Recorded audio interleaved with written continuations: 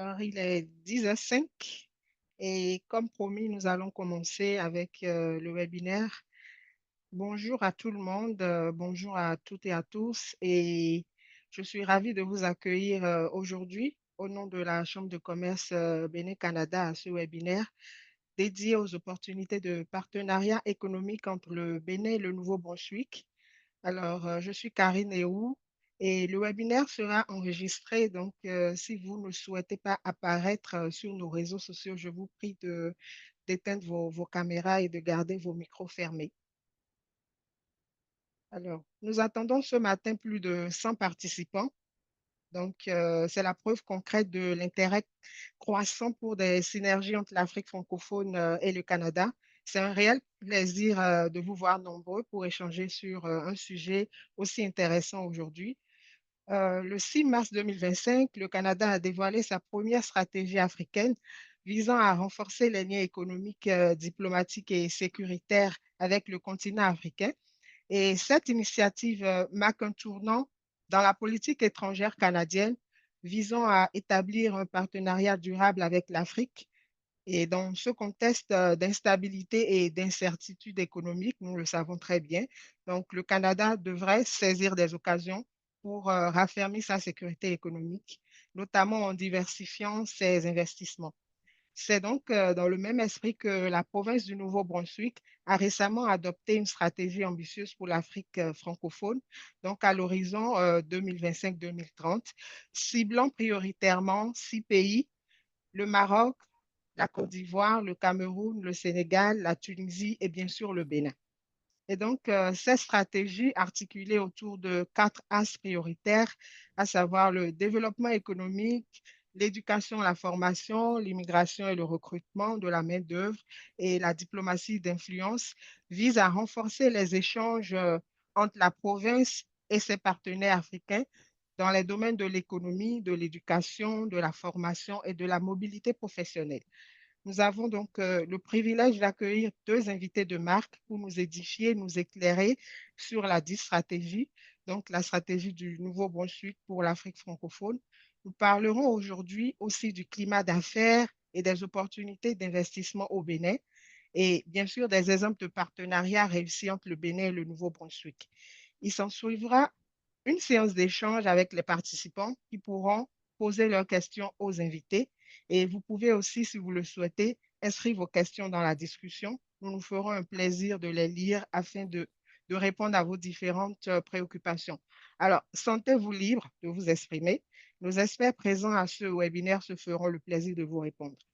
Et donc, ce webinaire se veut être un rendez-vous d'échange, de réseautage et de mobilisation pour toutes les entreprises et institutions souhaitant prendre part à une coopération économique innovante, inclusive et durable entre le Nouveau-Brunswick et le Bénin.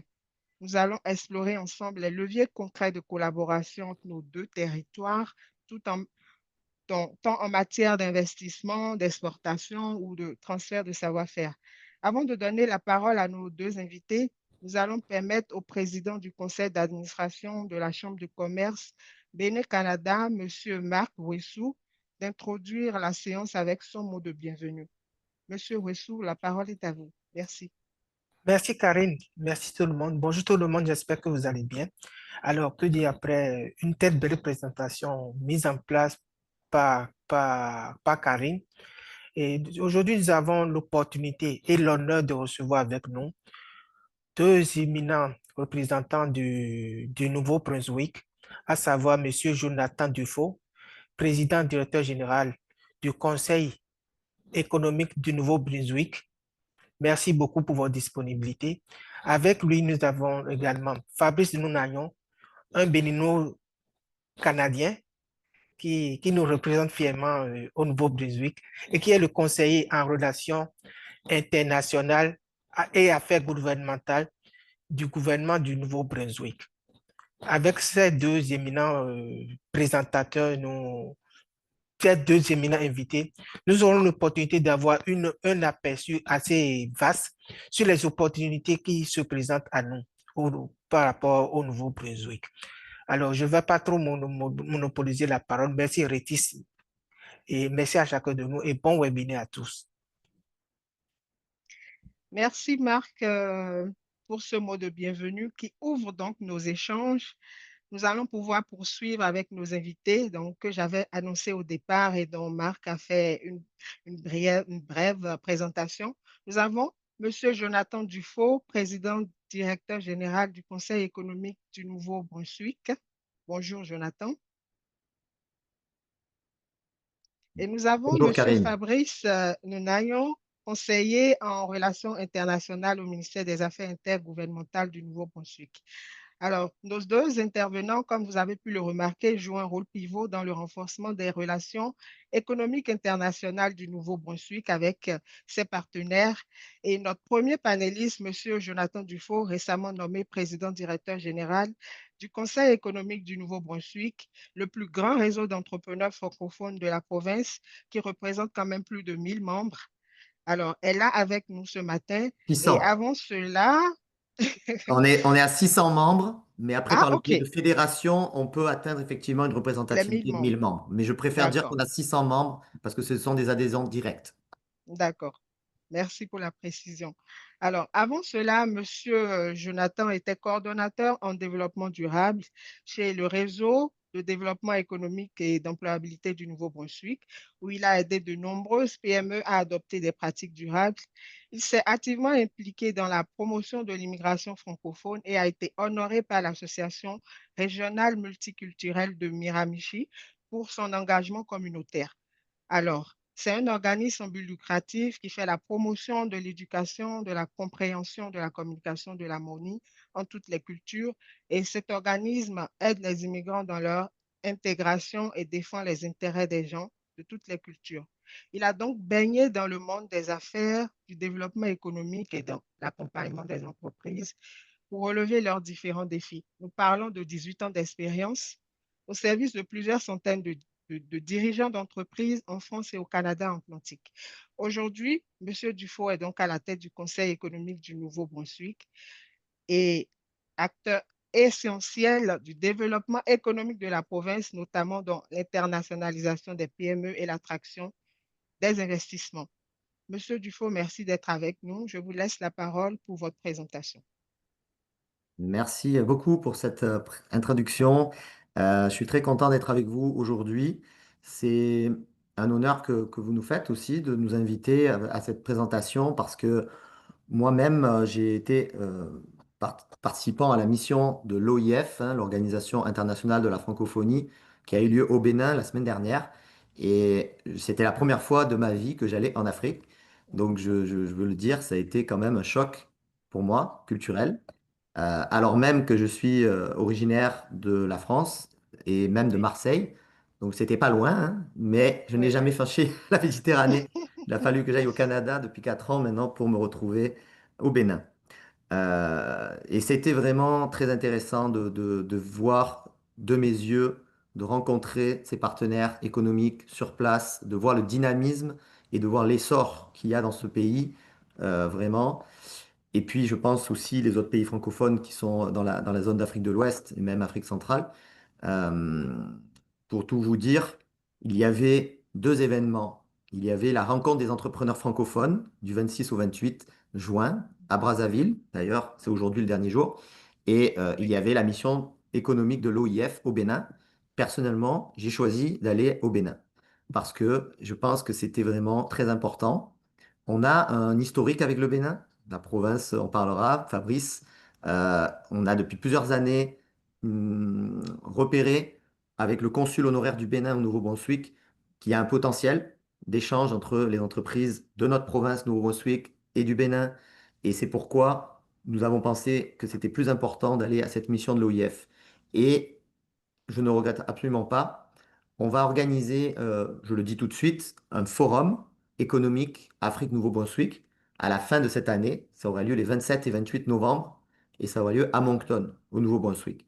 Donc c'était la raison même de notre déplacement euh, à Cotonou. Et on voulait rencontrer, parce que rien ne remplace la relation, il faut quand même nouer un contact humain. Et je pense que c'est particulièrement vrai dans la francophonie. On n'est pas comme des anglo-saxons. Pour faire des affaires, d'abord, il faut qu'on se connaisse, il faut qu'on connecte. Et après, quand on se connaît et quand on a la confiance, on va pouvoir faire des affaires. Donc c'est vraiment comme ça qu'on a commencé sur des très bonnes bases, avec Fabrice, avec également Cyriaque Kitty, le consul honoraire donc, du Bénin au Nouveau-Brunswick. Et puis on avait aussi une entreprise qui nous a accompagnés. Donc voilà, c'était très intéressant. Je voudrais vous dire un mot, vous présenter un peu le Conseil économique du Nouveau-Brunswick pour que ceux qui ne le connaissent pas. Donc je vais vous partager un petit peu quelques minutes mon écran. Euh, alors, qu'est-ce que le Conseil économique du Nouveau-Brunswick? C'est une structure qui a 46 ans d'existence, euh, voilà, créée en 1979, groupement d'entrepreneurs, de gens d'affaires, comme on l'a dit en introduction, le plus grand réseau d'entrepreneurs francophones au Nouveau-Brunswick. Et en fait, je pourrais dire en Atlantique, parce que, vous le savez, le Québec est la seule province, voilà, où il y a une majorité francophone au Canada, mais pour ce qui est des autres provinces, on est toujours en francophonie minoritaire. Mais au Nouveau-Brunswick, on a la particularité d'être la seule province officiellement bilingue. Et ça, c'est une vraie force. Il y a historiquement l'Acadie du Nouveau-Brunswick, ce sont les descendants français qui sont arrivés au Canada et ils se sont malgré beaucoup d'événements qui auraient pu les faire disparaître, en fait, ils sont restés. Malgré une déportation en 1755, ils sont restés. Et donc, il y a toujours une présence francophone importante au Nouveau-Brunswick. En particulier, 30% de la population parle français. Donc, on parle de 250 000 personnes sur 850 000 habitants de la province. Et là, c'est important de le dire, donc, que les entrepreneurs cherchaient à être représentés. Ils cherchaient à faire entendre leur voix auprès du gouvernement. Et c'est pourquoi ce réseau a été créé à cette époque-là. Et aujourd'hui, donc, il s'est développé. Il a bien sûr agrégé d'autres entrepreneurs de tout secteur d'activité, forme d'association but non lucratif et qui représente les intérêts de ses membres, mais qui fait aussi des réseautages, qui proposent en fait des opportunités d'affaires à ses membres dans la province. Et également, on va le voir, on veut aussi le proposer à l'extérieur de la province, que ce soit au Canada et que ce soit à l'international. Donc la vision, c'est outiller nos entreprises francophones pour qu'elles soient plus connectées, plus influentes au service de l'économie. La mission, donc on est vraiment aussi dans le leadership. Voilà, on peut le décliner en trois, hein. Connecter les entrepreneurs, influencer les politiques publiques. Hier, j'étais avec le ministre de l'économie du Nouveau-Brunswick. Euh, j'ai eu la chance de rencontrer le ministre du Commerce aussi au Bénin. On pourra en parler. Et puis soutenir la croissance des entreprises et des communautés francophones. Et ça, on le fait pour que vous compreniez, on a non seulement donc nos membres avec une petite équipe administrative, c'est 4 personnes, voilà, qui s'occupent des inscriptions, des adhésions, de la communication, des finances, mais après, en plus, on a 20 personnes qui travaillent pour des services aux entreprises. Donc, ils vont apporter des services en employabilité pour aider à recruter, qui vont apporter des services en entrepreneuriat, en développement économique. Donc, ça, c'est important de le dire.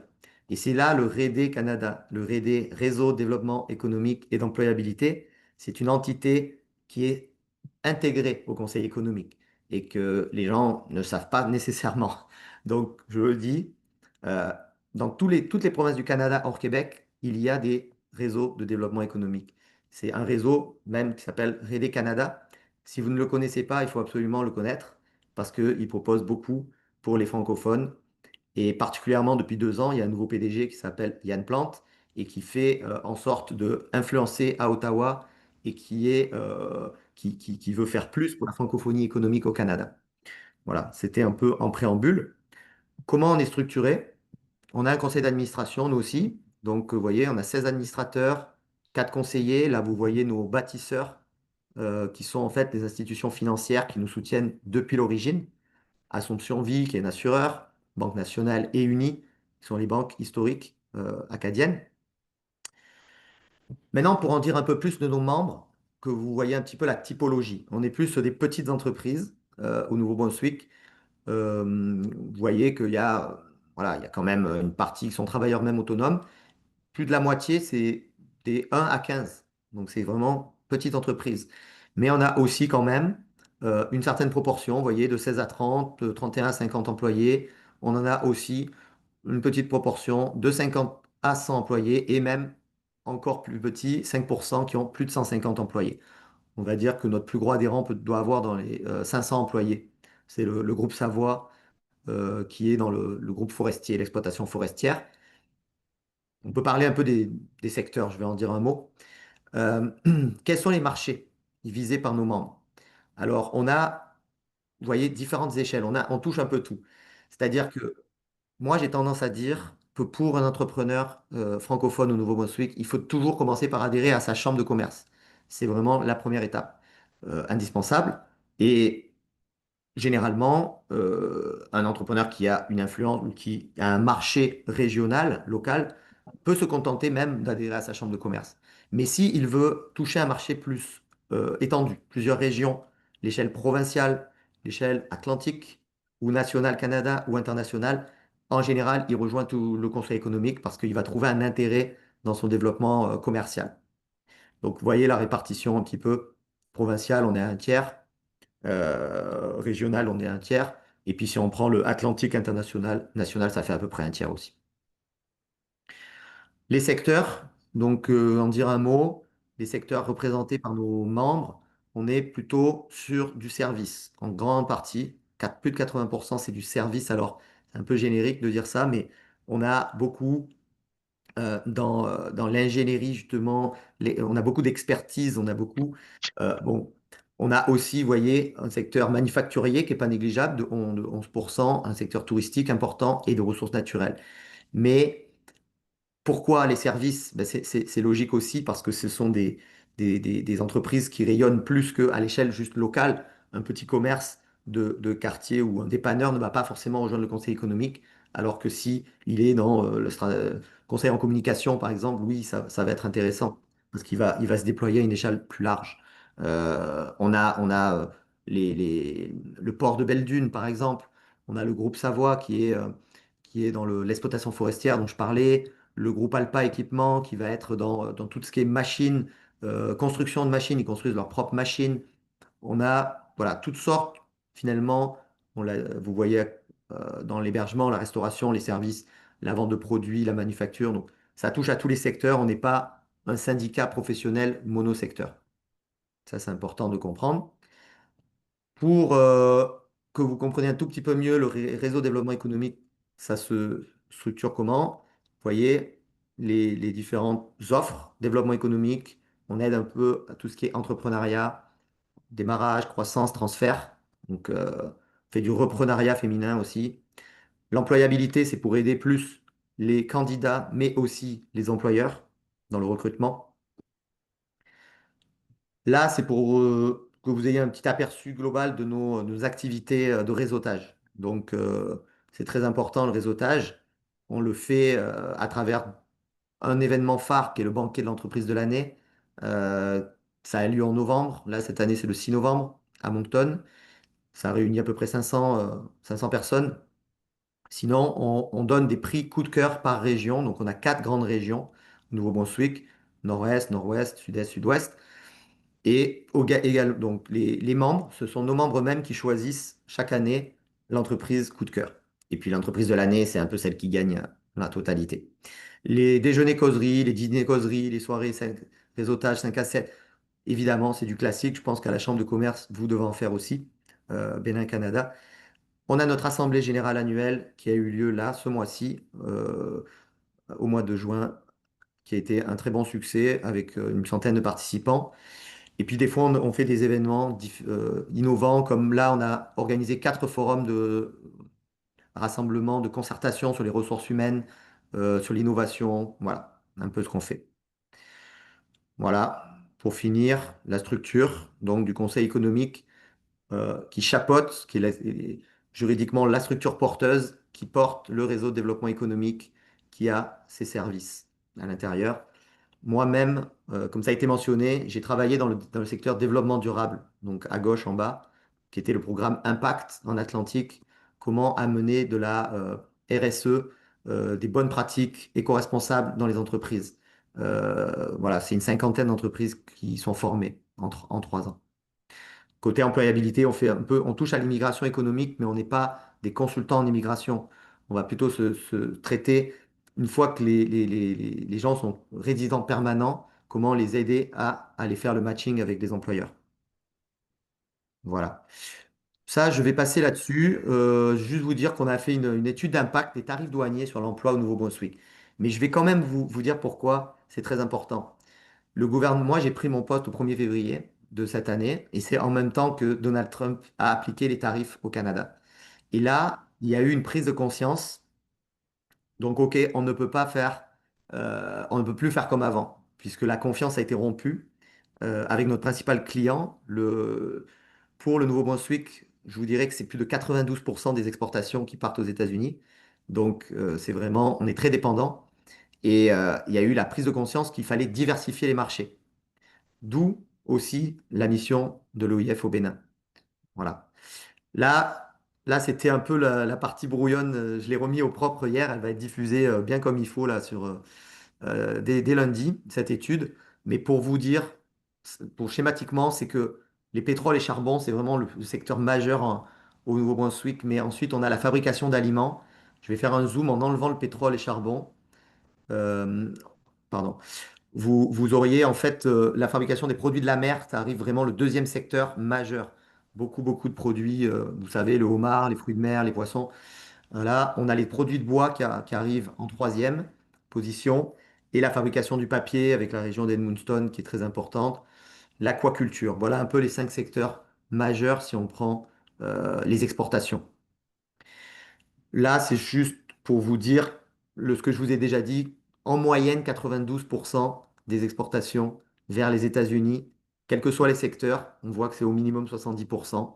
Il y a peut-être une exception, l'informatique, mais sinon, c'est au minimum 70% et des fois, ça va presque à 99%. Donc, on est vraiment très dépendant.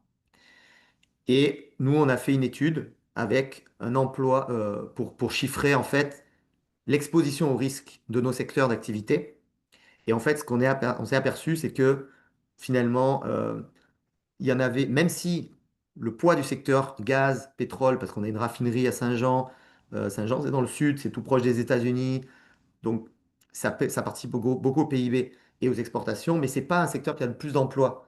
Par contre, la fabrication d'aliments, vous voyez que là, il y a énormément d'emplois qui sont à risque. On a 8600 emplois menacés avec ça, avec ces tarifs. Et du coup, nous, et pareil dans l'aquaculture. Et puis après dans le bois un peu à moindre mesure. Donc ça nous a préoccupés. On a dit, OK, il faut qu'on aille trouver de nouveaux partenaires commerciaux. Et c'est pourquoi on s'est intéressé à l'Afrique francophone. Et pas seulement, mais aussi également d'autres provinces canadiennes pour augmenter le commerce. Je voudrais prendre encore 2 minutes pour vous dire quels sont les secteurs porteurs, voilà, au Nouveau-Brunswick. Je ne vais pas tous vous les lire. Vous voyez les secteurs majeurs. Bien sûr, sans surprise, l'économie verte, le développement durable. Tout ce qui est agroalimentaire, qui est extrêmement fort et qui est en croissance dans toutes nos régions rurales. On a aussi les technologies numériques et services. Donc là, petit clin d'œil pour le Bénin, c'est que vous voyez 2 de ces 3 secteurs que je cite, l'agroalimentaire, c'est un secteur qui est très fort au Bénin, et puis aussi le numérique. Donc il y a sans doute des points d'intersection. Et puis, euh, pour finir là, tourisme aussi. On a aussi parlé des industries culturelles et créatives au Bénin. Là, on voit que le tourisme durable, très important, la santé, la construction durable, très important. Et on peut rajouter l'éducation aussi et la formation à distance. Et ça, c'est vraiment quelque chose qui m'a marqué lors de la mission de l'OIF, le besoin justement de formation, d'éducation, d'expertise. On pourra en reparler. Voilà, je pense que j'ai fini ma partie. Vous mentionnez qu'on a participé à créer l'Alliance de la francophonie économique canadienne, l'AFEC. On a participé à créer ça il y a 2 ans pour augmenter les coopérations entre les provinces. Mais justement, la coopération entre entrepreneurs. Parce que oui, il existe des institutions. Il existe chaque province a des institutions pour la francophonie minoritaire avec REDE. Mais on ne veut pas faire du développement communautaire seulement, on veut aussi faire des affaires. Et pour ça, on pense que c'est important de connecter des organisations qui ont des membres. Et donc, c'est ça que la FEC vise. C'est en cours. de développement. Voilà, bah, c'est fini. Je vais peut-être vous redonner la parole. La REF, je vous l'ai dit, ça finit aujourd'hui. La rencontre des entrepreneurs francophones, pourquoi on était invité? Parce qu'on a rejoint il y a 6 mois l'Alliance des patronats francophones. Donc, l'Alliance des patronats francophones, c'est 35 pays francophones avec des entrepreneurs dans tous ces pays, majoritairement d'Afrique, on va le dire. Mhm. Et donc, on ne peut pas passer à côté de cette francophonie économique internationale. Bon, je ne suis pas à la REF, mais on est quand même connecté avec les patronats de ces pays. Euh, Moi, les contacts, je les ai pris au Bénin et je pense on peut élargir après, mais c'est bon voilà, on a commencé notre stratégie par le Bénin et les 6 pays dont va parler Fabrice dans la stratégie du Nouveau-Brunswick. Voilà pour tout de suite ce que je peux vous partager. Très intéressant, toutes ces informations. Merci, monsieur Dufault, de nous avoir partagé toutes ces informations. Alors, nous comprenons à présent la mission, les services, les activités du Conseil économique et du réseau du développement économique du Nouveau-Brunswick. Nous comprenons aussi que la province du Nouveau-Brunswick est bilingue et qu'elle dispose d'un écosystème entrepreneurial francophone structuré. Donc, elle est en quête de main-d'œuvre, aussi de nouveaux marchés. Vous avez parlé tout à l'heure de plus de 70% des exportations du Nouveau-Brunswick qui vont quand même vers les États-Unis. Donc, nous comprenons qu'il y a un besoin de diversification des marchés. Vous avez parlé des entreprises béninoises pour qui c'est une réelle opportunité lorsqu'on parle en fait de l'agroalimentaire, du tourisme, des industries créatives et culturelles, de l'éducation et des technologies numériques. Je pense que les participants ont déjà des questions à ce niveau, mais nous allons passer d'abord à la présentation de Monsieur Fabrice avant de vous donner la parole. Alors, nous sommes honorés d'accueillir Monsieur Fabrice Nounao, qui est professionnel en relations internationales.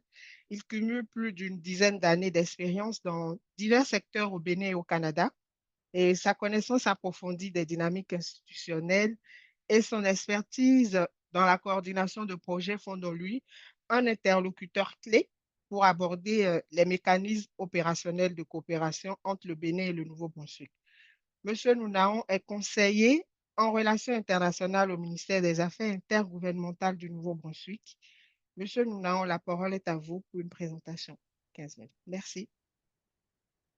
Merci Karine. Je tiens aussi, à la suite de Jonathan, à remercier la Chambre de commerce Bénin-Canada d'avoir organisé cet événement et de nous donner l'occasion de parler du Nouveau-Brunswick et de notre stratégie pour l'Afrique francophone.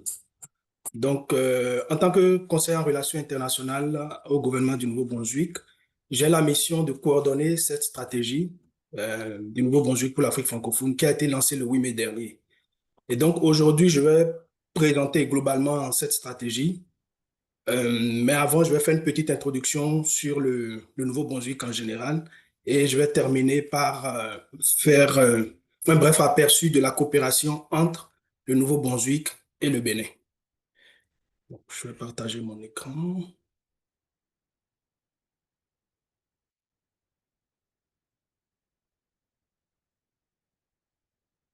Et j'espère que mon écran est bien visible. Oui. OK, donc pour commencer, pour ceux qui ne le savent pas, le Nouveau-Brunswick est l'une des 10 provinces du Canada, situées à l'est du pays, comme vous pouvez le voir sur l'image là. Donc, le Nouveau-Brunswick, comme vous l'aviez mentionné tout à l'heure, est une province bilingue. Donc, d'ailleurs, la seule province officiellement bilingue du Canada. Donc, le gouvernement du Nouveau-Brunswick a l'obligation d'offrir aux populations les services en français ou en anglais selon le choix des administrés. Donc, au Nouveau-Brunswick, nous avons le système éducatif francophone en parallèle au système éducatif anglophone. Donc, l'intérêt au Nouveau-Brunswick aussi, c'est que vous avez la possibilité de faire des affaires en français ou en anglais, d'étudier ou de vivre en français ou en anglais. Donc, ce statut bilingue et surtout le français étant une langue officielle au Nouveau-Brunswick a permis à la province d'adhérer à l'Organisation internationale de la francophonie depuis 1977 Et donc, c'est à l'intérieur de cette organisation que le Nouveau-Brunswick a commencé à tisser des relations avec d'autres pays membres, notamment les pays d'Afrique francophone, et ce qui a justifié au fil des années à développer cette stratégie que nous avons lancée le 8 mai dernier et que je vais vous présenter. Donc, pourquoi un partenariat stratégique avec l'Afrique? D'abord, la vision du Nouveau-Brunswick, c'est de promouvoir une prospérité sociale et économique partagée avec l'Afrique francophone.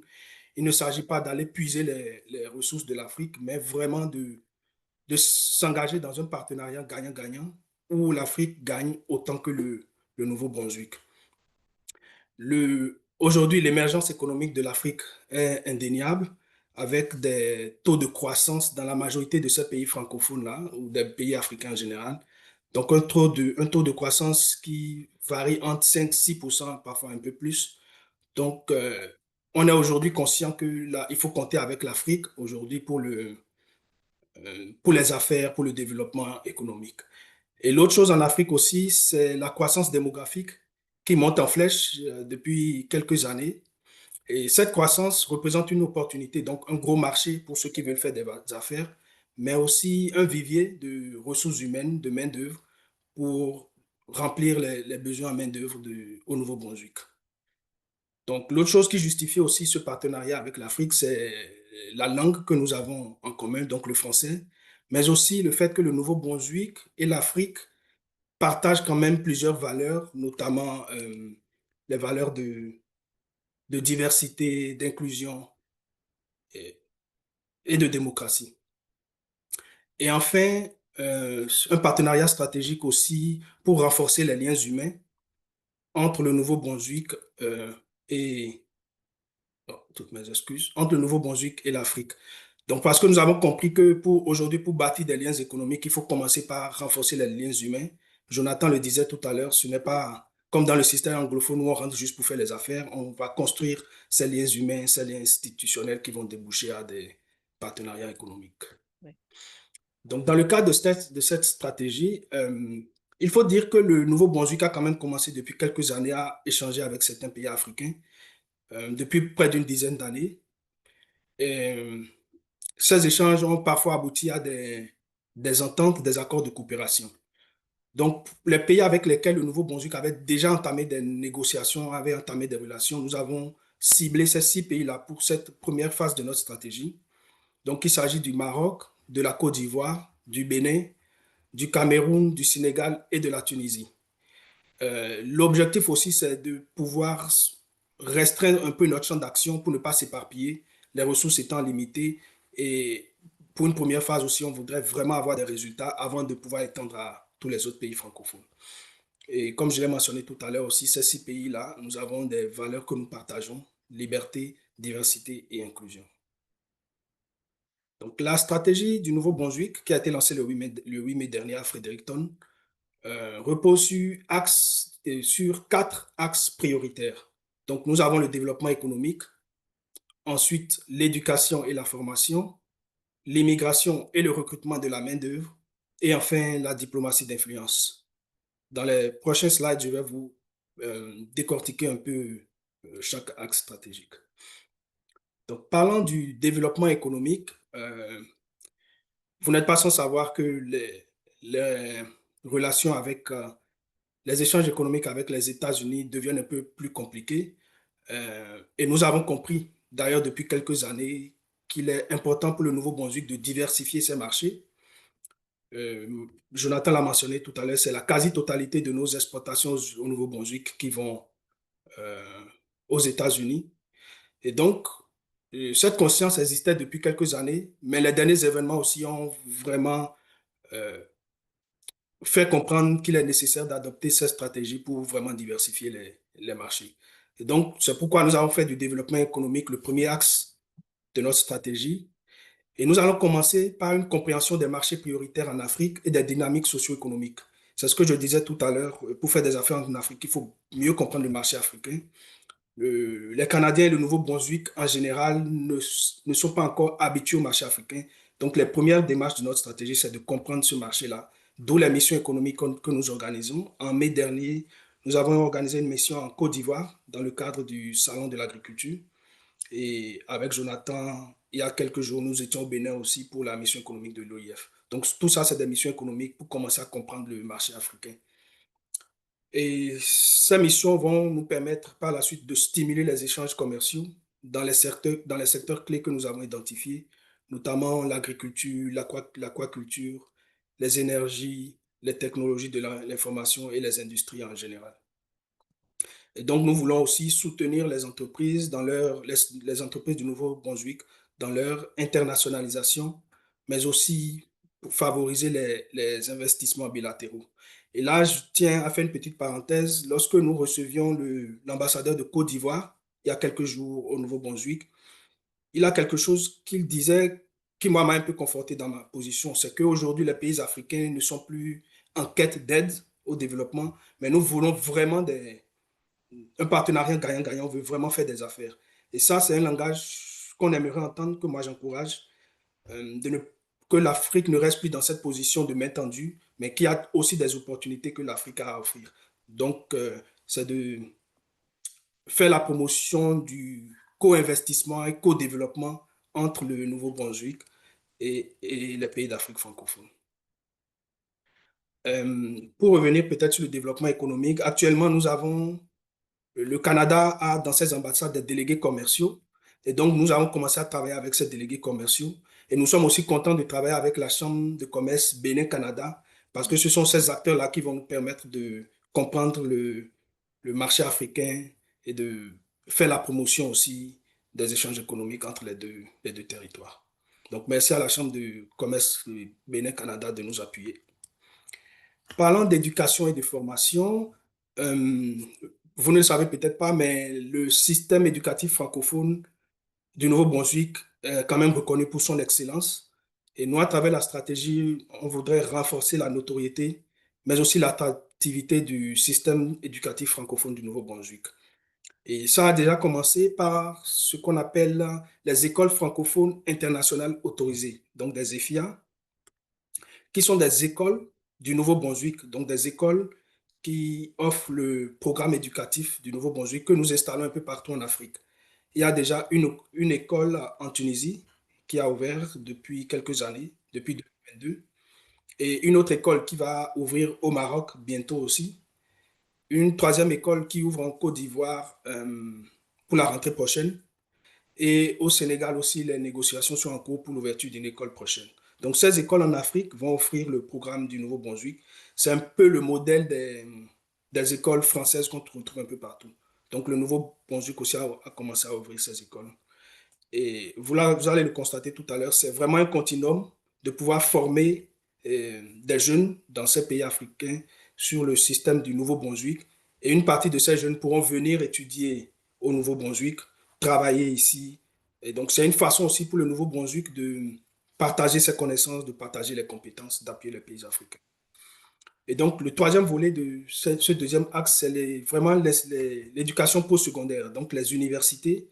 Nous avons commencé à faire des rapprochements entre les universités du Nouveau-Brunswick, notamment l'université de Moncton, qui est la seule université francophone, mais aussi le collège communautaire du Nouveau-Brunswick, qui offre des formations aussi en français. Donc, on fait des rapprochements entre ces institutions du Nouveau-Brunswick et les institutions de nos pays, des 6 pays que nous avons identifiés.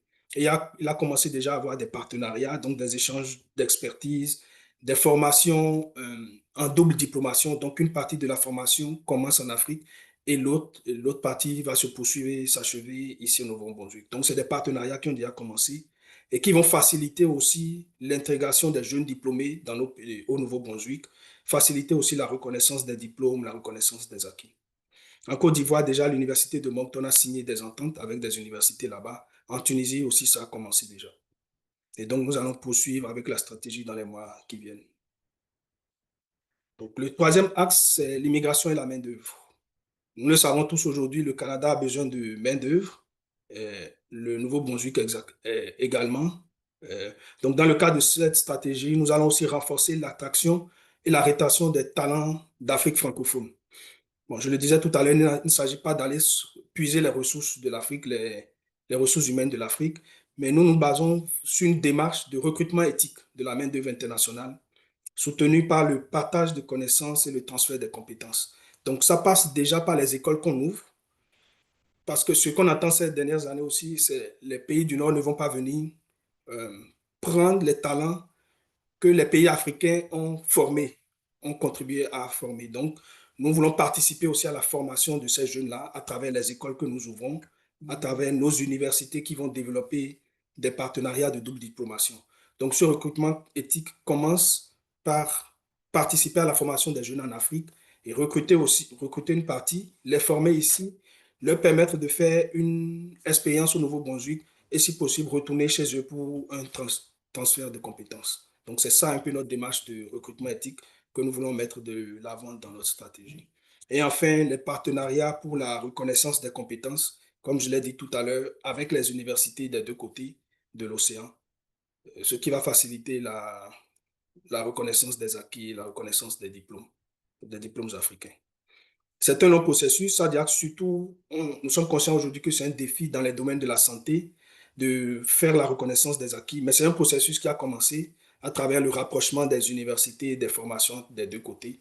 Et petit à petit, cette reconnaissance pourra être effective. Et enfin, le quatrième axe, c'est la diplomatie d'influence. Pour traduire en anglais le thème de soft diplomatie. Donc, on l'a mentionné tout à l'heure, c'est vraiment d'établir des liens humains avec ces pays-là avant d'aboutir à des échanges économiques. Donc, commencer par renforcer les liens institutionnels avec les gouvernements.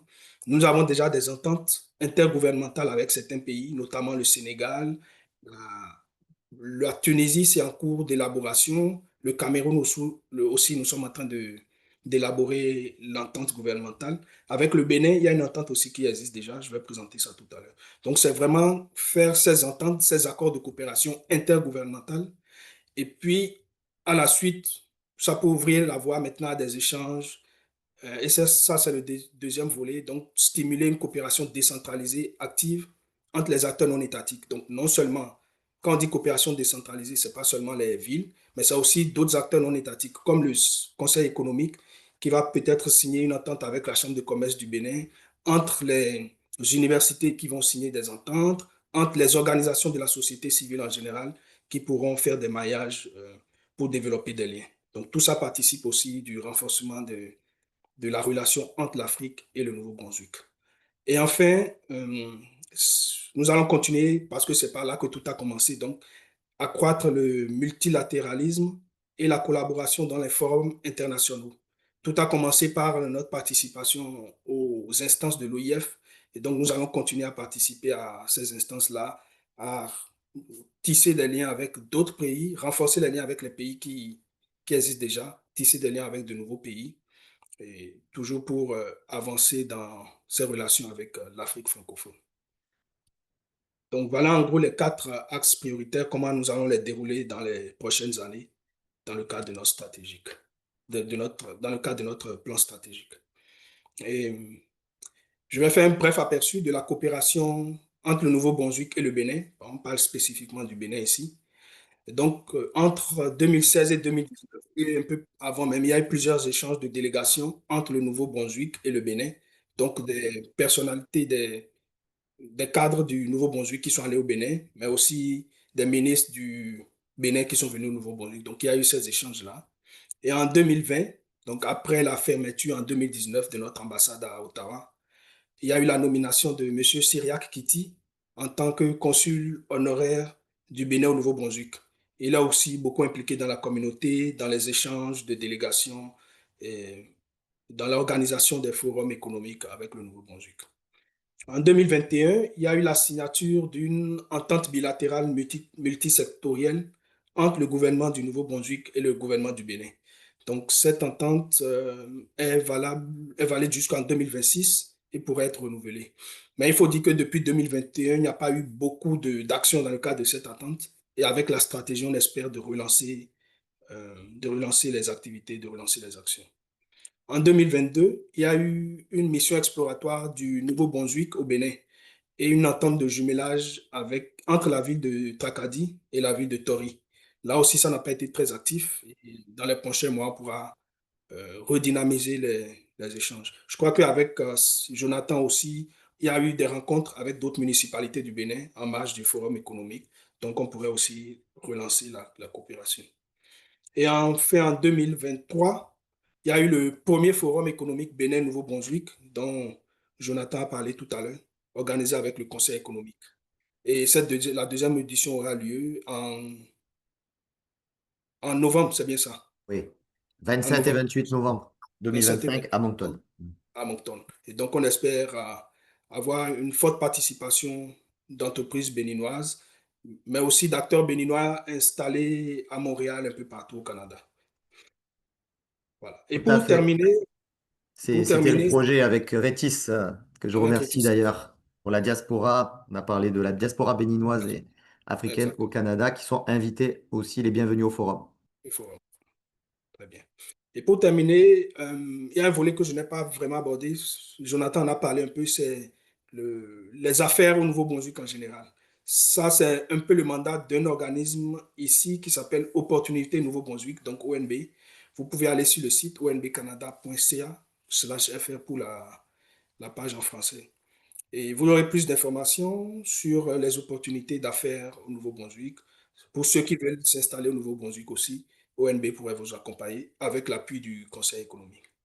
Donc voilà en gros un peu notre stratégie et nous comptons sur la Chambre de commerce Bénin-Canada pour nous appuyer dans les démarches. Je vous remercie. Merci, merci Fabrice, merci Jonathan pour vos présentations respectives.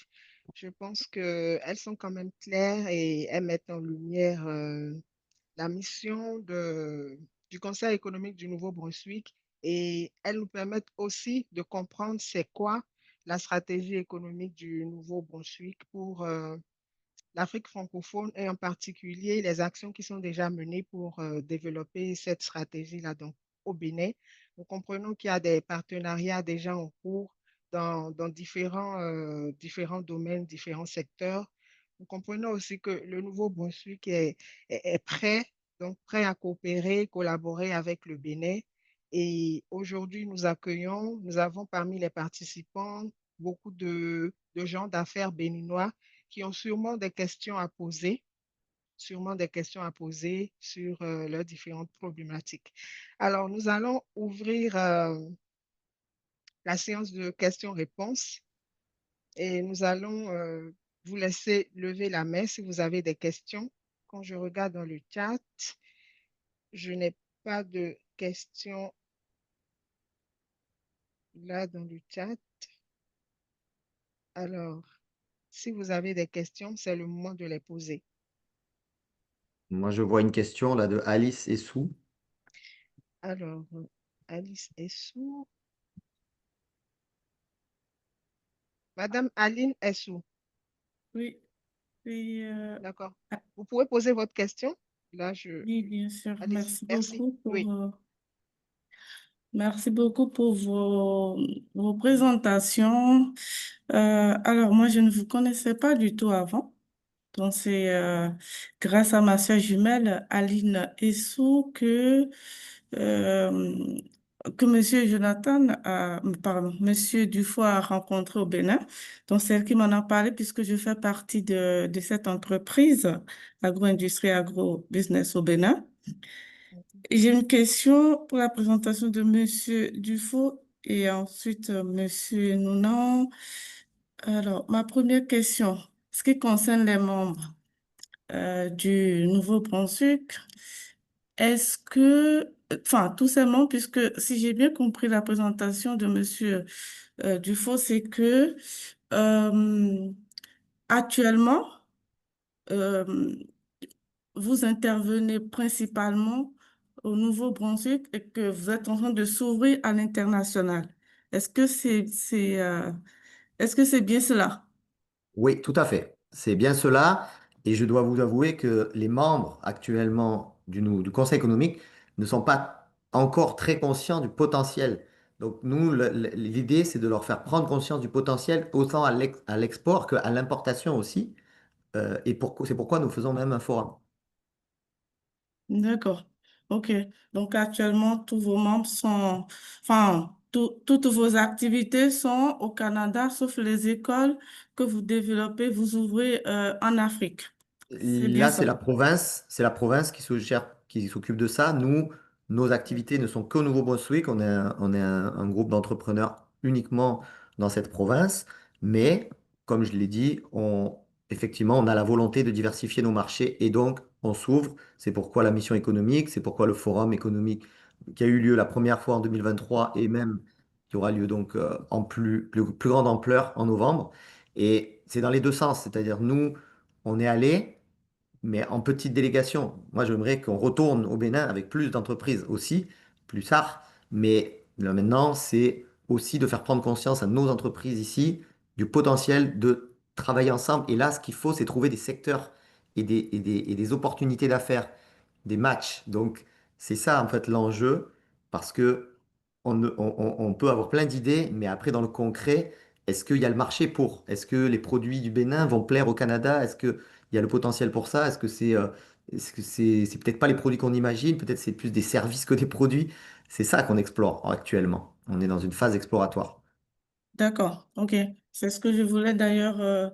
Enfin, c'est ce périmètre-là que je voulais comprendre. C'est-à-dire, vous êtes vraiment en début d'exploration des opportunités euh, que le Bénin, enfin, les entreprises béninoises ou celles de, moi, je parle du Bénin et du Nouveau-Brunswick parce que pour les autres pays d'Afrique, c'est pas que je m'intéresse pas, mais bon. Je suis béninoise d'origine, hein. Donc ouais, je m'intéresse plus à ce qui se passe, ce qui se passera avec le Bénin. Donc, Absolument. désolée. Moi-même, je ne connaissais pas tous les produits. Donc là, maintenant, j'ai un meilleur aperçu de qui est produit au Bénin. Tout ce qui est les jus de fruits tropicaux ou les produits à base de fruits, le miel du Bénin. J'en ai même rapporté ici. C'est délicieux. Bon, il faut voir, est-ce qu'il y a du potentiel pour le développer au Canada? Au-delà de ça, il faut avoir les certifications aussi pour pouvoir passer les barrières à l'export, etc. Il y a tout un tas de questions qui se posent pour l'agro-industrie déjà, et après pour les autres secteurs aussi. Chaque secteur a ses propres défis. Mais moi, je suis intéressé. Je pense que la grande chance, c'est qu'il y a une diaspora. C'est qu'il y a déjà des gens du Bénin qui sont implantés au Canada parce qu'ils y ont étudié, ils y travaillent, parfois ils y vivent en partie de l'année, à l'image de votre président. Donc, je pense que tous les ingrédients sont là pour nous aider à réussir cette exploration assez rapidement quand même. Ça va une diversification de marché prend des années, mais là, on parle de mois plutôt pour étudier notre marché sur les produits et sur les matchs. Voilà, c'est ça que j'espère d'ici la fin de l'année. D'accord, parfait. Merci beaucoup. De Et rien, ça fait ma plaisir. deuxième question s'adresse à Monsieur Nounan. Alors, vous avez dans votre développement, vous avez évoqué le développement enfin, d'écoles hein, en Afrique. Moi, j'ai une question par rapport à cela. Est-ce que c'est le programme du Nouveau-Brunswick que vous développez dans ces écoles ou les programmes des pays dans lesquels vous développez ces écoles? Merci. Oui, en fait, ces écoles offrent le programme du Nouveau-Brunswick. Donc, c'est le programme de... Ici, on a le programme francophone et le programme anglophone, mais c'est le programme francophone qui est proposé les programmes francophones du Nouveau-Brunswick qui, qui sont offerts dans ces écoles-là. OK. Dans ce cas-là, puisque le Nouveau-Brunswick, c'est le Canada, qui n'a pas le même programme d'éducation que les pays africains, est-ce que en formant les citoyens de ces pays-là, vous pensez un peu à comment ils s'insèrent dans la vie professionnelle après? Parce que moi, je me souviens que Madame Essou avait voulu recruter quelqu'un au Bénin et on s'est rendu compte que la formation, le diplôme qu'a cette personne-là est obtenu dans une école, je pense que ça doit être une école étrangère, mais ce diplôme qui est de Bac+4 ou Bac+5 n'est pas reconnu par l'État béninois.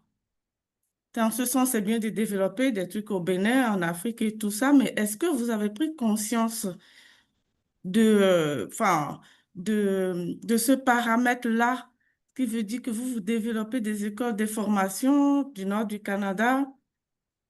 Tout le monde ne va pas migrer vers le Canada, enfin immigrer, pardon, vers le Canada. Tous ceux que vous allez former dans ces écoles ne vont pas immigrer vers le Canada. Est-ce que vous pensez un peu à leur insertion après l'obtention de leur diplôme?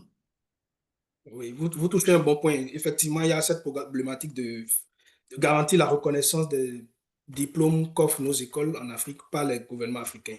Et quand je prends l'exemple de la Tunisie, par exemple, nous avons déjà commencé les échanges avec le ministère de l'enseignement supérieur pour la reconnaissance des diplômes. Donc, ça fait partie de notre démarche aussi, ouvrir les écoles, mais aussi assurer que les diplômés de ces écoles-là sont reconnus par le système local dans le pays.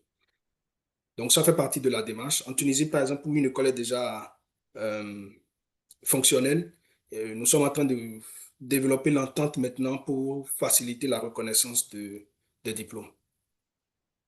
OK. Merci beaucoup. Vous avez déjà eu des diplômés dans vos écoles, là, dans ces différents pays où vous êtes installés? Non, la première école donc, qui est fonctionnelle en Tunisie vient D'accord. d'ouvrir la 9e année. Donc, c'est dans 3 ans qu'on aura la première promotion qui va sortir de cette école.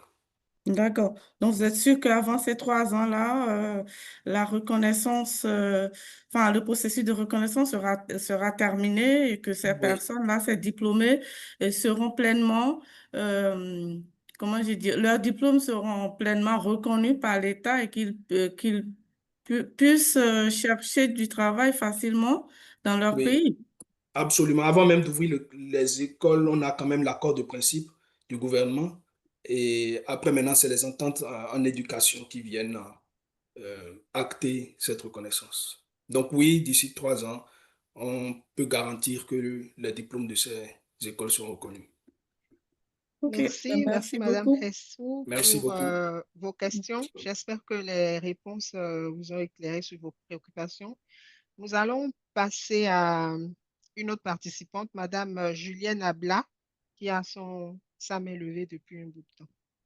Madame Julienne, vous avez la parole.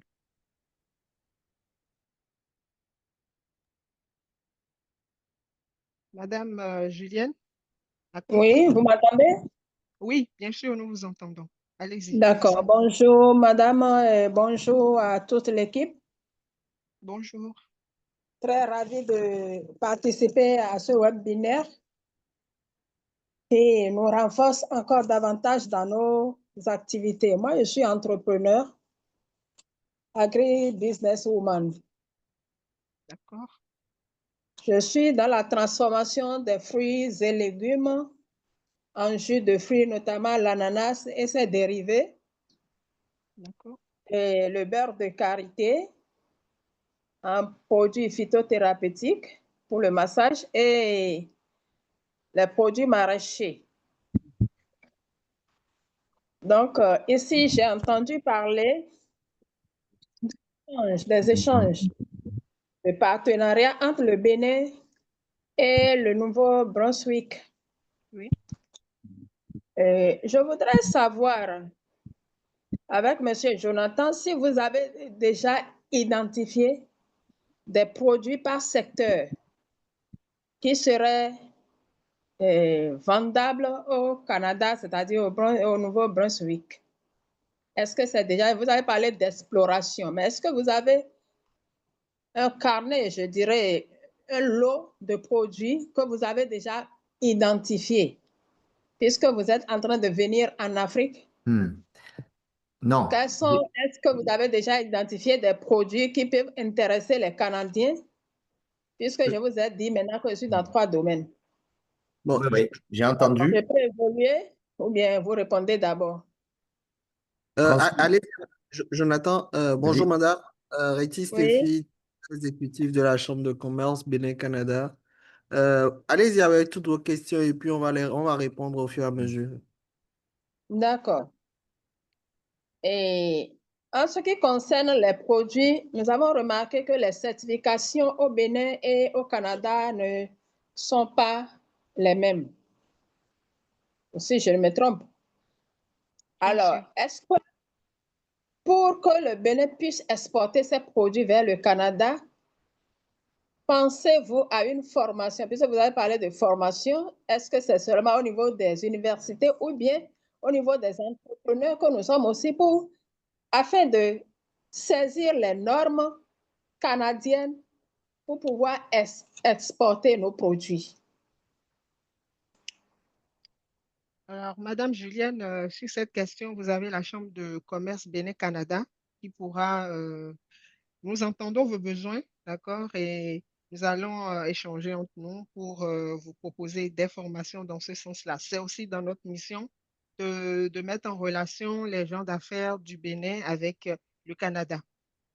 Et juste pour compléter la réponse de Karine, nous, on sort d'un colloque économique qu'on a organisé en mars dernier à Cotonou sur le secteur de l'agroalimentaire, où nous avons fait un beau travail, où nous continuons déjà même pas de travailler avec François Lambert, qui est un agriculteur et un entrepreneur dans l'agroalimentaire comme vous.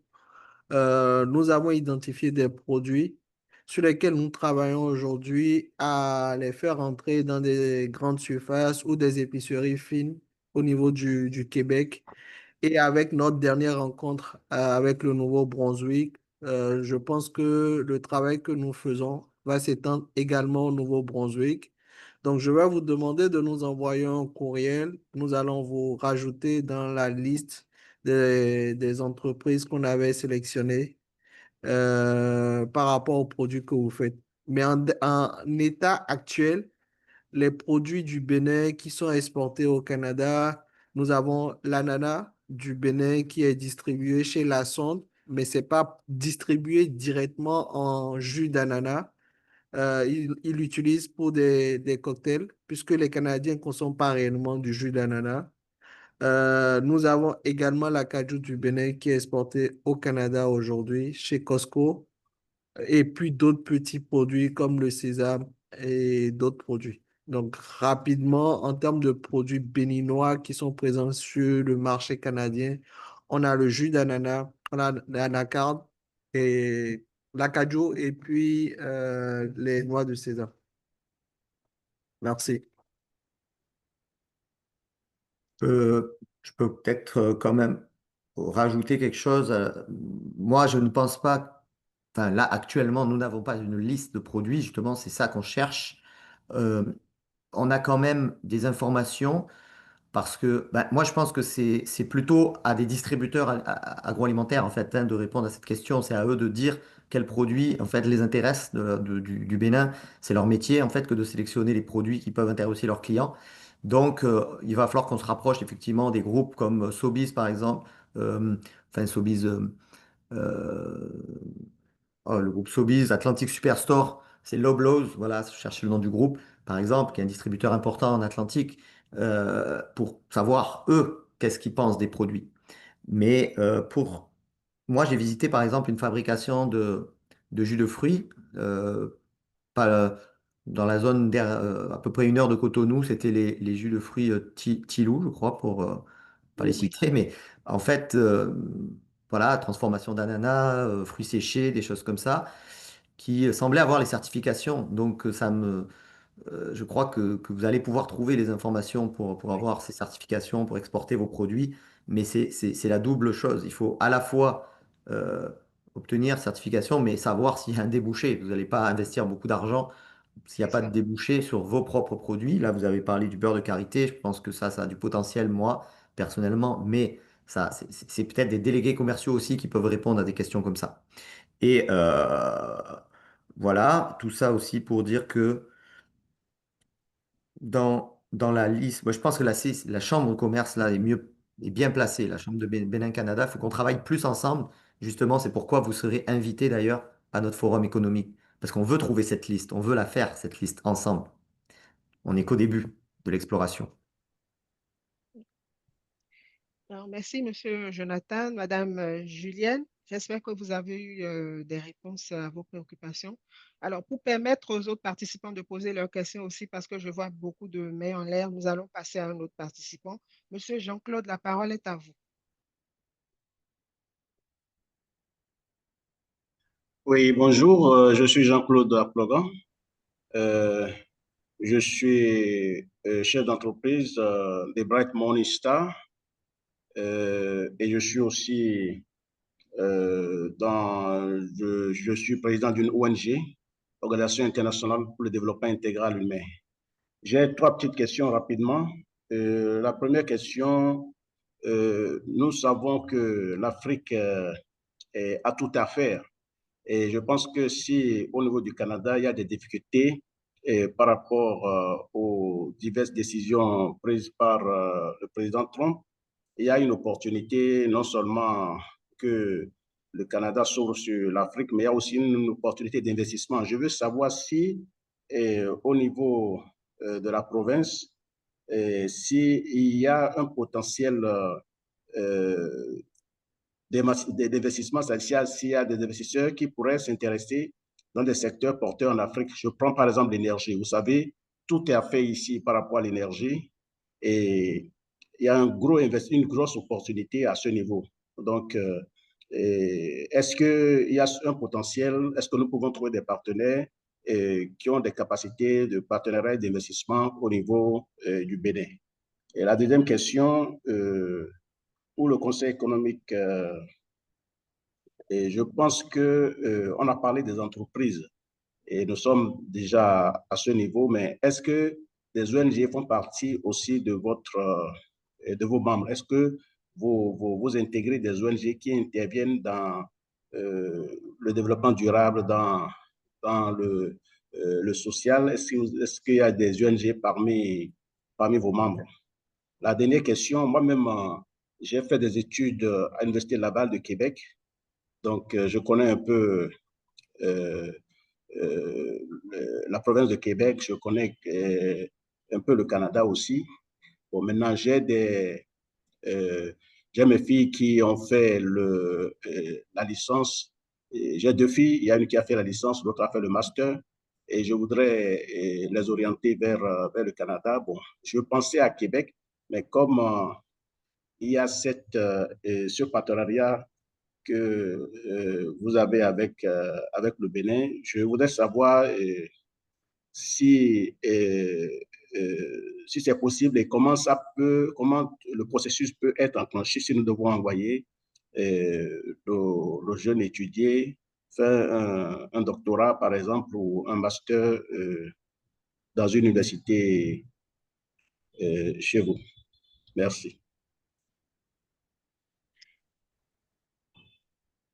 Merci. Alors, oui, Monsieur Jonathan, vous pouvez y aller. Merci. Je ne sais pas si Fabrice voulait répondre d'abord ou moi. D'accord. Ok. Vas-y, Jonathan, je vais compléter après. Bon, d'accord. Moi j'essaie de reprendre les points. L'investissement, premièrement. Moi j'ai rencontré au Bénin l'APIEX, qui est l'agence d'investissement et d'exportation. C'est une très importante agence pour le pays et on va les inviter à notre forum. C'est dans les deux sens parce que, bon, pour accueillir des investissements, voilà, au Bénin, nous, effectivement, on veut stimuler parmi nos membres ceux qui auraient le goût d'investir dans le pays, parce qu'on veut pas seulement, on a compris aussi que le pays n'a pas besoin seulement d'importer depuis le Bénin des produits, je parle par exemple des poulets, par exemple. Il y a une loi même qui va limiter ça, mais par contre, implanter une usine de fabrication sur place et créer de l'emploi et transformer sur place, ça, oui, c'est intéressant. Donc, on veut peut-être encourager à ça nos membres qui sont dans l'agroalimentaire et qui font ça, qui sont très bien équipés ici. On a un autre projet, une entreprise qui envisage de le faire dans le béton, parce qu'il y a beaucoup d'infrastructures à faire. Voilà, donc il y a du potentiel et je pense qu'il y en a d'autres dans nos membres qui pourraient investir dans des domaines comme celui-là. Euh, bon, voilà, c'est juste deux exemples. Pour ce qui est de répondre à la question, est-ce qu'il y a des ONG? Je vous dirais que non. Aujourd'hui, on n'a pas d'ONG dans nos membres. On a des associations à but non lucratif, oui. Ça, on a des organismes à but non lucratif. On en a qui sont dans le développement plutôt communautaire au Nouveau-Brunswick. Mais on n'a pas encore intégrer des membres ONG, mais en fait, on n'est pas fermé à le faire.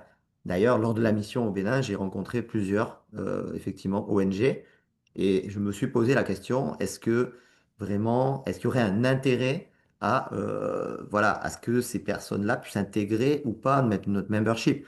Aujourd'hui, je ne suis pas sûr parce que nous, on est plus sur l'entrepreneuriat et les liens d'affaires. Et si c'est, par exemple, l'ONG recherche un soutien financier, on va pas pouvoir faire énormément de choses. Maintenant, si c'est pour de partage d'expertise ou des choses comme ça, peut-être que oui. Donc, je n'ai pas encore la réponse définitive à cette question. Voilà ce que je pouvais dire pour ma part. À toi, Fabrice. Oui, pour compléter, Monsieur Jean-Claude a touché un bon point. Effectivement, la situation avec les États-Unis représente une opportunité, surtout pour les pays africains qui peuvent pro- proposer des produits de substitution à ce qu'on obtenait des États-Unis. Je prends par exemple le cas des agrumes, où la majorité venait des États-Unis. C'est aujourd'hui l'opportunité, par exemple, pour l'Afrique de proposer des agrumes. Mais il y a quand même deux problèmes. Le premier, c'est le problème de la qualité, comme l'a souligné l'intervenante de tout à l'heure. Donc, il faut se mettre aux normes de qualité. Et le deuxième problème, c'est la ligne logistique entre les deux. Parce qu'on pourrait avoir le produit de qualité en Afrique, mais le simple fait qu'il n'y a pas une ligne logistique directe ramène le produit un peu trop cher. Donc actuellement aussi, dans notre stratégie, nous sommes en train de réfléchir à comment pousser une ligne maritime directe entre le port de Saint-Jean, qui est au Nouveau-Brunswick, et un port africain, ce qui va faciliter aussi les échanges économiques. Et dans ce cadre aussi, il y a un forum qui va se tenir en octobre ici au Nouveau-Brunswick, donc un forum sur l'économie bleue et les dynamiques maritimes. Parlant de l'énergie, vous avez parlé de l'énergie. Effectivement, l'énergie, l'un des points forts du Nouveau-Brunswick, ça fait partie des secteurs clés que nous avons retenus dans la stratégie. Mais, comme on le disait, on est au tout début du processus. Il faut vraiment comprendre les besoins, comprendre les marchés et avec le temps, on pourrait faire les maillages. Donc, les échanges qu'on a avec la Chambre de commerce, au-delà d'une liste de produits, c'est de voir aussi quels sont ses besoins en Afrique, comment combler ses besoins et comment l'Afrique aussi pourrait combler les besoins du Nouveau-Brunswick. Donc, voilà un peu la réponse que je peux donner. Parlant ensuite de vos enfants qui voudraient étudier au Nouveau-Brunswick, oui, au Nouveau-Brunswick, on a l'université de Moncton qui propose des formations en français. Donc, je vous recommande d'aller sur le site de l'université. Vous aurez toute l'information. Il y a des agents de recrutement de l'université qui facilitent le processus d'inscription et d'immigration pour les étudiants. Mais ne pas oublier que étudier au Canada, il y a le processus provincial, mais ensuite, c'est le fédéral qui valide tout. Je vais vous envoyer aussi un lien dans le chat pour avoir un peu quelques informations sur le système éducatif postsecondaire ici. Et ensuite, dans vos recherches, vous aurez toute l'information sur le site de l'Université de Moncton aussi.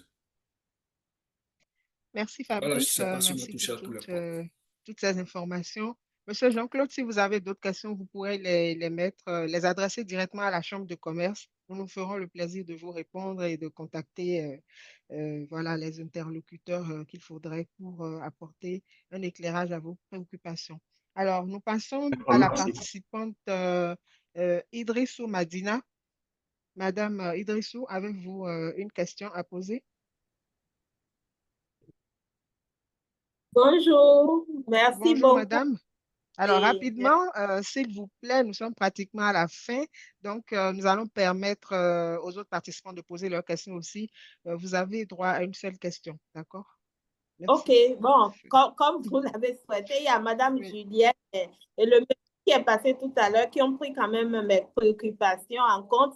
d'accord. Peut-être ce que je veux compléter, c'est que je ne sais pas par quel canal vous arrivez à joindre les entrepreneurs béninois, mais je pense quand même qu'il y a des organisations, des têtes de pont qui ont plusieurs entrepreneurs en leur sein qu'il faudra nécessairement aussi aviser. Parce que, par exemple, pour l'OIF, moi, je ne savais pas comment les gens étaient sélectionnés.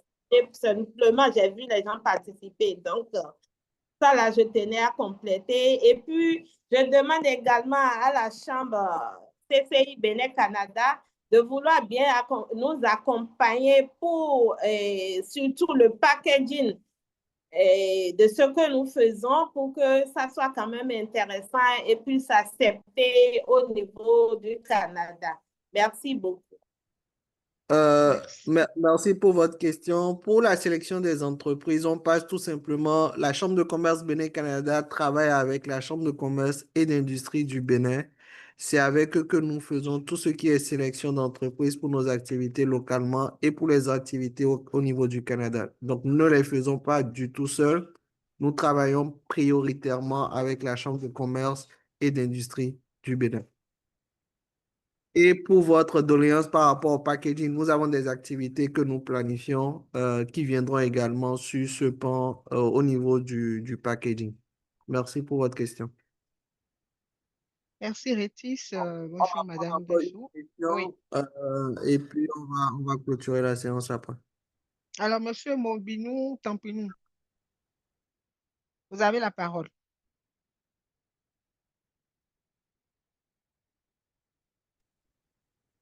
Alors, Monsieur Mobinou, vous nous entendez? oui, oui. Allez-y, merci. OK, merci. Bon, c'est vrai que compte tenu du temps, j'avais beaucoup de choses à dire, mais je résume rapidement. Moi, je réponds au nom de Mobino Tikada Tampinou, je suis notaire à Cotonou. Je voudrais savoir, dans le cadre de ce partenariat, quel serait éventuellement le type d'accompagnement que la Chambre des notaires du Bénin pourrait apporter pour consolider et soutenir cette relation. Merci.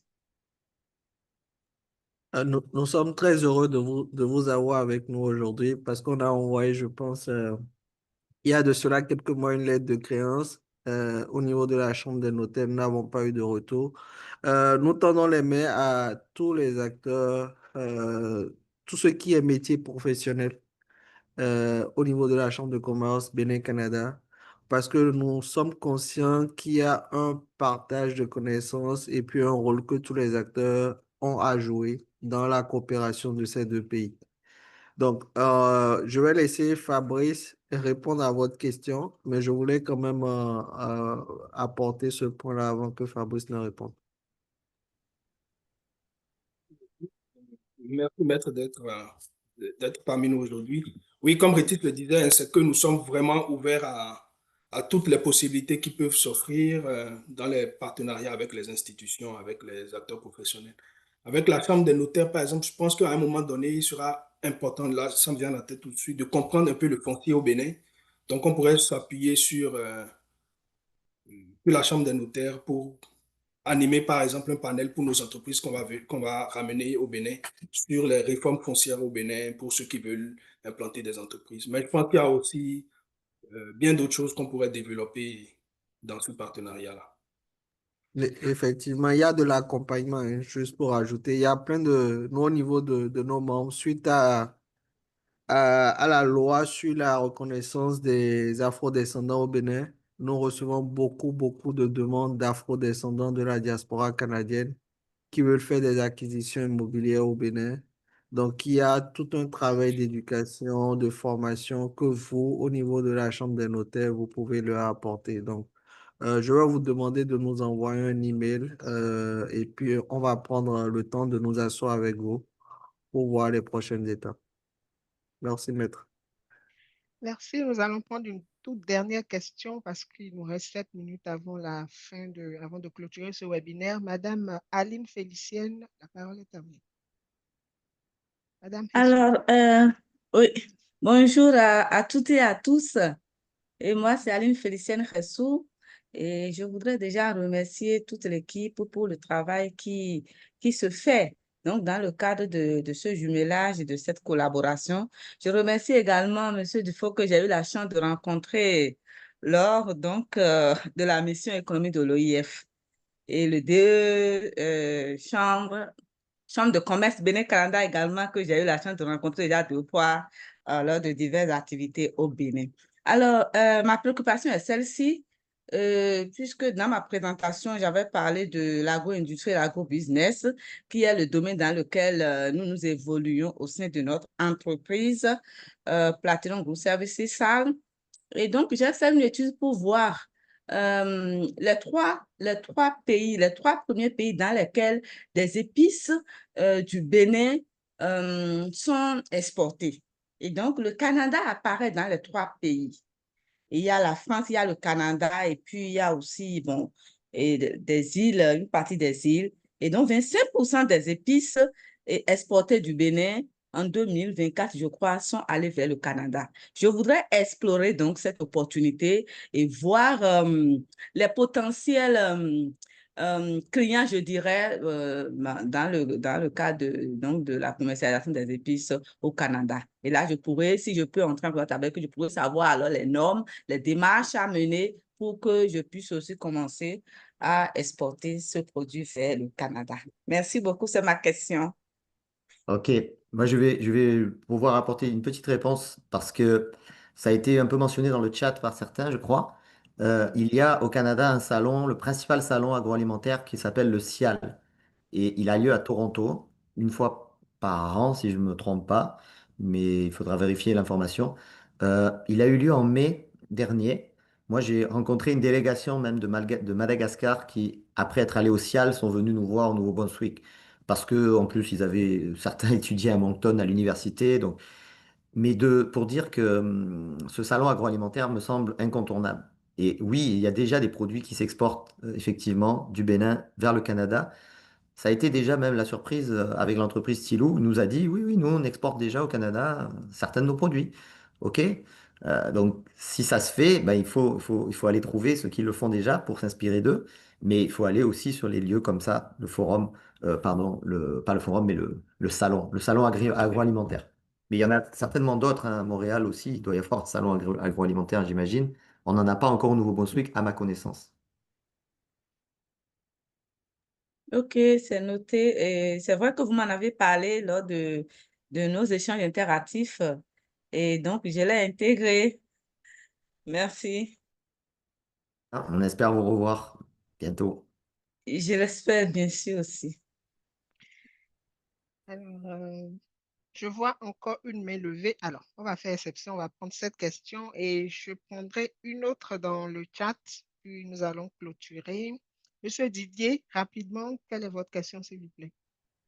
Bonjour, je suis Didier Conan, je suis le président de Aquaba Community et j'ai désolé lever ma main malgré que vous avez dit qu'il n'y a plus de questions parce que je tenais d'abord à vous féliciter. Je suis une connaissance de Mac et puis j'ai eu aussi déjà à discuter, n'est-ce pas, avec Fabrice ici. Donc, Aquaba Community est une organisation à but non lucratif qui essaie de soutenir les communautés afro-descendantes ici, mais surtout à partir maintenant de l'Afrique depuis le SACI qu'on a lancé depuis bientôt 3 ans.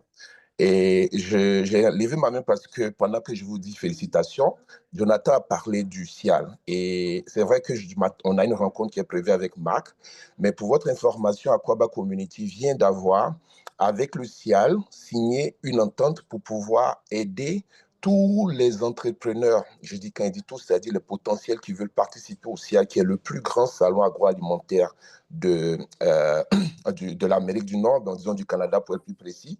Et donc, j'étais aussi présent aussi cette année. Et c'est là-bas qu'on a eu donc finalement à avoir cette entente. Et on va travailler, certaines personnes parlaient du packaging, de tout ce qui est certification. On va voir avec Marc comment est-ce qu'on peut développer une relation. Et puis, pourquoi pas aussi Aquaba Community être aussi partenaire de la Chambre de commerce et avec aussi la structure de Jonathan pour voir comment est-ce qu'on peut ensemble mettre les potentiels candidats, n'est-ce pas, à vouloir, qui veulent peut-être intervenir dans le CIAL, directement ou indirectement, pour les entretenir. On a prévu des webinaires pour les informer un peu déjà comment est-ce que le CIAL marche, comment est-ce que c'est affaire de packaging. Mais en parallèle, on a été aussi approché par TFO, qui sont, je pense, de très bons contacts qu'on pourra mettre au profit de tous nos acteurs pour qu'on voie ensemble comment aider et puis continuer à créer un peu ce pont entre l'Afrique et puis le Canada. C'est ce que je voulais ajouter et puis dire que je suis ouvert à voir comment, au-delà de cet appel, on puisse continuer les conversations. Merci. Merci, merci, Monsieur Didier. Monsieur Rétis, qui est là, de la Chambre de commerce Bénin-Canada, pourra aussi prendre contact avec vous. Super, merci. Alors, et encore félicitations pour tout ce que vous faites pour la communauté béninoise ici, OK? Merci, les gars. Ouais. Merci. Alors, ce webinaire est censé être terminé dans 1 minute. Donc, nous sommes pratiquement à la fin. Monsieur Fabrice, Monsieur Jonathan, avez-vous un mot pour la fin avant qu'on ne clôture le webinaire? Vas-y, Fabrice. Oui, je tiens pour finir à remercier la Chambre de commerce Bénin-Canada pour cette initiative, pour tout ce que vous faites aussi dans l'ombre pour accompagner les entreprises. Je salue Didier, avec qui on a commencé déjà à discuter. Et c'est heureux de voir qu'il peut avoir ces échanges entre plusieurs acteurs africains au Canada pour qu'ensemble, nous essayons de renforcer les échanges entre le Nouveau-Brunswick, entre le Canada en général et l'Afrique. Nous sommes toujours disponibles là pour répondre à vos questions, pour pousser les échanges, pousser les actions. Je vous remercie. Et ben, pour ma part aussi, je veux vous remercier encore une fois et puis aussi vous rappeler, donc, pour ceux qui ont la chance d'être déjà au Canada, qui n'ont pas besoin de visa, ce sera plus facile de venir à notre forum économique 27-28 novembre à Moncton. Pour les autres, c'est encore possible de s'inscrire, mais il y a un coût. Il va falloir se rapprocher de Cyriac Kitty, le consul honoraire du Bénin, qui gère la partie justement inscription et visa. Je pourrais vous fournir ces renseignements à travers Rétis. Voilà. Merci à tous. Merci à nos deux intervenants et pour toutes ces précieuses informations fournies aujourd'hui, à tous les participants aussi pour leur présence active à travers vos questions. Alors, nous savons que nous n'avons pas répondu à toutes les questions et nous vous prions donc de nous faire parvenir vos préoccupations à la Chambre de commerce Bénin-Canada. Je laisse Rétis mettre l'adresse mail de notre adresse mail et aussi l'adresse de notre site Internet. Alors, cette rencontre a démontré combien les liens économiques, humains et culturels entre le Bénin et le Nouveau-Brunswick sont porteurs d'avenir. Et malheureusement, nous sommes limités par le temps. Nous devons clôturer le webinaire. Et n'hésitez pas à adhérer à notre chambre, à la Chambre de commerce Bénin-Canada pour bénéficier de notre réseau et de nos services. Nous espérons que cette discussion inspirera des collaborations durables. Merci aussi à tous ceux qui ont été présents et à très bientôt pour un prochain rendez-vous économique Bénin-Canada. Je laisse Rétis clôturer. Merci. Oh, merci Karine. Moi, j'ai pas grand-chose à dire à part merci de nous suivre sur nos différentes plateformes. Notre site internet, ccbncanada.com. À partir du site, vous avez toutes nos plateformes, LinkedIn, YouTube et c'est ça. Donc, n'hésitez pas à nous suivre et rendez-vous le mois prochain pour le webinaire du mois de juillet que nous allons annoncer la semaine prochaine déjà. La thématique est intéressante aussi, c'est une suite de ce qu'on fait aujourd'hui. Donc, prenez le rendez-vous. Et au mois d'août, nous commençons les rendez-vous matinaux de la Chambre de commerce. Si tout va bien, on vous en parlera également. Vous allez recevoir une infolette dans ce sens. Donc, vérifiez vos courriels souvent. Chaque semaine, on envoie une infolettre. Merci et bonne fin de semaine à tous. Bonne fin de semaine. Au revoir. Merci, au revoir. Merci. Au revoir.